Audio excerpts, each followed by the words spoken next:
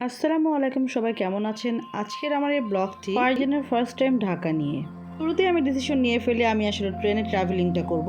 বসে বসে ভাবছি আমি কোথায় যাব। প্রথমে তো ফার্স্ট টাইম আমি আমার বান্ধবীর বাসায় যাই। এই ছিল আমার বান্ধবীর বাসা। আসলে আমার বান্ধবীর বাসাটা খুব এক্সিলেন্ট, প্রতিটি রান্না তার সুপার, জাস্ট ওয়াও ছিল।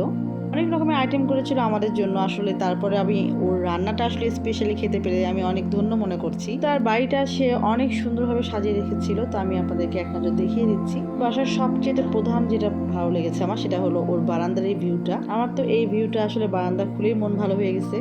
শহরের উঁচু উঁচু দালান দেখতে দেখতে যখন উপর থেকে আসলেই দেখা যায়, খুব সুন্দর লাগে। আমরা আসলে অনেকদিন পর একসাথে হওয়াতে আমরা আসলে খুব এনজয় করেছি। পরে আমি চলে যাই আমার পাশের শোরুম আড়ং-এ। আড়ং আমার কাছে সবচেয়ে বেস্ট শপিং মল মনে হয়, কিন্তু গরমে আসলে সব জায়গায় ট্রাভেলিং করাটা একটু টাফ ছিল আমার জন্য। আসলে অনেকদিন পর ঢাকায় গিয়েছি আমি। ফারজান হওয়ার আগে ঢাকায় গিয়েছিলাম। ঢাকা সিটিটা আমার টোটালি ভালো লাগে না, কারণ আমি এটাকে ইগনোর করি। আমি যখন কিছু আমার হাতে সময় পাই বা আমি ছুটিতে থাকি বা আমার একটু ভালো লাগে না, একটু ঘুরতে যাই, তো আমি ফার্স্ট টাইম আমি কলকাতাটাকেই বেশি বেছে নিই। মনে করি থাইল্যান্ড ঢোকা এবং কলকাতা ঢোকা সবচেয়ে ইজি ঢাকা ঢোকার থেকে। তো সবাইকে নিয়ে আসলে আমি ঘুরছিলাম এবং অনেক অনেক অনেক ঘুরেছি, অনেক মজা করেছি। আমি সবাইকে খুব মিস করছি। কিছু কিছু প্রিয় মানুষের কাছে আমি অবশ্যই দেখা করেছি।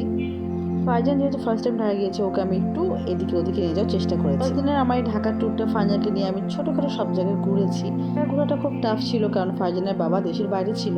আমার কাছের মানুষগুলো কিন্তু আমাকে অনেক হেল্প করেছে। আর সবচেয়ে বড় কথা, আমি রাজশাহীতে আসার পর আমার বাবা অসুস্থ হয়ে যায় ঢাকা থেকে আসার পরে। আর ফারজানের কোনো অসুস্থতা হলে আসলে সবচেয়ে আমি ভেঙে পড়ি। বাবুলান ছিল, বাবুলানটা খেলা করছিল। হাতে ঘুরতে আসলে একটু সময় লাগে, একটু সময় নিয়ে হাতে যেতে হয়। আসলে বসে বসে বাচ্চাদের এই এনজয়গুলো দেখতে খুব পছন্দ করি। মনে করি বাচ্চাদেরকে যত খেলাবো, মেধা বিকাশ তত বেশি বৃদ্ধি হবে। আর ভাইয়া যখন ঢাকা থেকে আসলে চলে যায় নেদারল্যান্ডে, তো আমি ঢাকা আসলে আসাটাই বন্ধ করে দিয়েছি। আসলেই আসলে ভাইয়ার কথা মনে পড়ে। দ্যাটস ওয়াই আসলে ঢাকাটা আমার পছন্দ না। আমার সাথে অনেকদিন পর আড্ডা, গল্প, ঘোরাফেরা একা করেছি, ভালো লেগেছে আলহামদুলিল্লাহ। এই যে সবার সংসার দেখা, সবার বাসায় যাওয়া, আসলে এটা ফিলিংস অন্যরকম। আমি আসলে পার্সোনালি কারো বাসায় থাকতে খুব অপছন্দ করি। আমি আসলে হোটেলটা বেশি পছন্দ করি, কারণ আমি চাই না যে আসলে আমাদের জন্য কেউ ব্যস্ত থাকুক বা ব্যস্ত হয়ে যাক।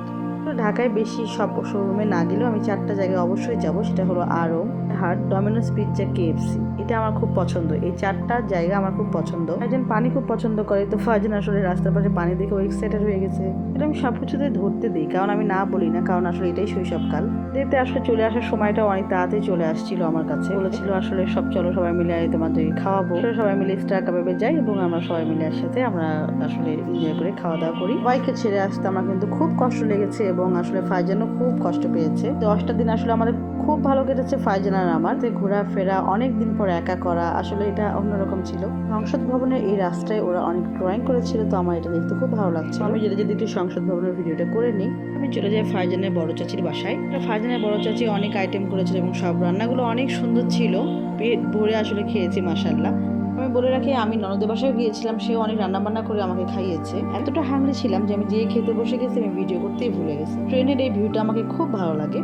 এখানে একা দাঁড়িয়ে থাকতে আরো বেশি ভালো লাগে, আর আমি অনেকক্ষণ এখানে দাঁড়িয়েও ছিলাম, আমার খুব ভালো লেগেছে। আমি আসলে অনেক ছবি তুলেছি, তার মধ্যে সবচেয়ে বেস্ট লেগেছে আমার এই দুটো ছবি। Thanks for watching again.